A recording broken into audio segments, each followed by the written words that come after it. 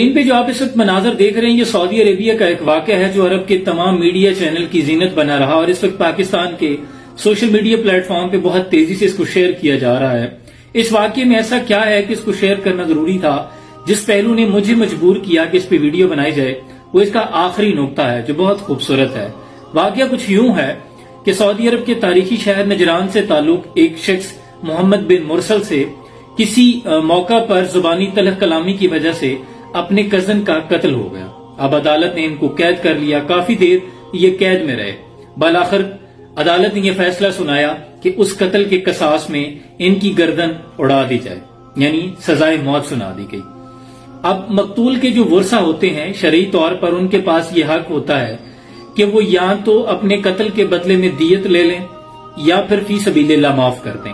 اب یہاں جو محمد بن مرسل ہیں جن سے قتل ہوا تھا، ان کے قبیلے آل رزق کے بڑے بوڑھے بزرگوں نے، اکابرین نے، شیخ نے، بچوں نے، نوجوانوں نے یہ فیصلہ کیا کہ ہم جو قتل ہوا ہے آل سنیج کا بندہ، ان مقتول سے جا کر درخواست کرتے ہیں کہ وہ ہمیں دیت لے لیں یا جو بھی رقم وہ چاہتے ہیں ہم انہیں پیشکش کرتے ہیں کہ وہ اس کے بدلے میں لے لیں، لیکن یہ قصاص ہمیں معاف کر دیں، یعنی ہمارے بیٹے کو معاف کر دیا جائے۔ لیکن اس درخواست کرنے کا جو انداز تھا وہ اس قدر عاجزانہ تھا کہ آل رزق جو محمد بن مرسل جن سے قتل ہوا تھا، اس کے تمام شیخ، بڑے بوڑھے بزرگوں نے اپنی اکالیں، اپنی چادریں، اپنے جبے اور تمام وہ اشیاء جو عزت کی حامل ہوتی ہیں اپنی دستاریں اتار کر اس قبیلے کے جو لوگ تھے، ورثہ تھے، ان کے سامنے رکھ دی۔ ان کو بلایا گیا ایک جگہ پہ، ان کے سامنے رکھ دی، یہاں تک کہ شاعروں نے معافی کے قصیدے پڑھے۔ محمد بن مرسل کے ننھے بچے نے اس قدر انداز میں معافی مانگی کہ جو تمام لوگ تھے عرب کے وہ بول اٹھے کہ اس شخص کو معاف کر دیا جائے۔ بسم اللہ الرحمن الرحیم۔ اللہ رب العالمین نے سورۃ البقرہ آیت نمبر 178 میں ارشاد فرمایا، یا ایھا الذین آمنوا کتب علیکم القصاص فی القتل الحر بالحر والعبد بالعبد والانثى بالانثى فمن عفی لہ من اخیہ شیء فاتباع بالمعروف واداء الیہ باحسان ذلک تخفیف من ربکم ورحمہ فمن اعتدی بعد ذلک فلہ عذاب علیم وَلَكُمْ فِي الْقِصَاصِ حَيَاةٌ يَا أُولِي الْأَلْبَابِ لَعَلَّكُمْ تَتَّقُونَ۔ ارشاد فرمایا، اے ایمان والو، تم پر مقتولین کے خون ناحق کا بدلہ لینا فرض کیا گیا ہے۔ آزاد کے بدلے آزاد، غلام کے بدلے غلام، اور عورت کے بدلے میں عورت۔ سو جس قاتل کے لیے اس کے بھائی کی طرف سے کچھ معاف کر دیا گیا تو اس کا دستور کے مطابق مطالبہ کیا جائے اور نیکی کے ساتھ اس کی ادائیگی کی جائے۔ یہ حکم تمہارے رب کی طرف سے تخفیف اور رحمت ہے۔ پھر اس کے بعد جو حد سے تجاوز کرے اس کے لیے دردناک عذاب ہے۔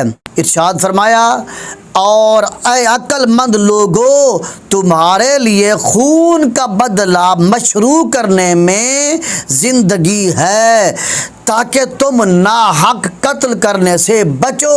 ان آیات کا شان نزول یہ ہے کہ زمانہ جاہلیت میں جب دو قبیلے آپس میں لڑتے، ایک معزز قبیلہ ہوتا، پیسے والا قبیلہ ہوتا، وہاں کے سردار ہوتے، وڈیرے ہوتے تھے، وہ قبیلہ ہوتا، اور دوسرا پسماندہ قبیلہ ہوتا، غریب لوگ ہوتے، فقیر ہوتے، اور پسماندہ قبیلے کا غلام معزز قبیلے کے غلام کو قتل کر دیتا تو معزز قبیلہ کہتا تھا کہ ہم اپنے غلام کے بدلے میں اس پسماندہ قبیلہ، اس غریب قبیلہ کے آزاد شخص کو قتل کریں گے۔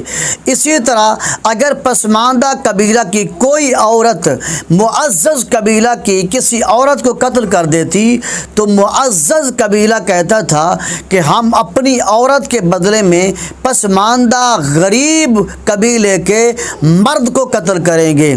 تو ان کے رد میں اللہ تعالیٰ نے ان آیات کو نازل فرما دیا ہے۔ اللہ تعالیٰ نے ان متکبرین کے تکبر کو توڑ دیا ہے اور اللہ تعالیٰ نے ایسا کرنے سے منع فرما دیا۔ چنانچہ اللہ تعالیٰ نے فرما دیا کہ اب ایسا نہیں ہوگا، آزاد کے بدلے میں آزاد قتل کیا جائے گا، غلام کے بدلے میں غلام قتل کیا جائے گا، عورت کے بدلے میں عورت قتل کی جائے گی۔ یہ اللہ تعالیٰ نے نظام قائم فرما دیا۔ قرآن مجید میں اللہ تعالیٰ نے قصاص کو زندگی فرمایا ہے، قصاص میں ہی اللہ تعالیٰ نے فرمایا تمہاری حیات ہے۔ اگر دیکھا جائے کہ ایک آدمی کو ایک آدمی کے بدلے میں قتل کیا جا رہا ہے، اللہ تعالیٰ نے اس کو حیات فرمایا ہے۔ کیوں؟ اب سمجھیں بات کو کہ ایک آدمی نے کسی پر ظلم کیا، زیادتی کی، اس کو قتل کر دیا، تو حکمرانوں کو چاہیے کہ اس کے بدلے میں اس قاتل کو، مقتول کے بدلے میں قاتل کو قتل کر دیں۔ اسی کے اندر حیات ہے، اسی میں زندگی ہے۔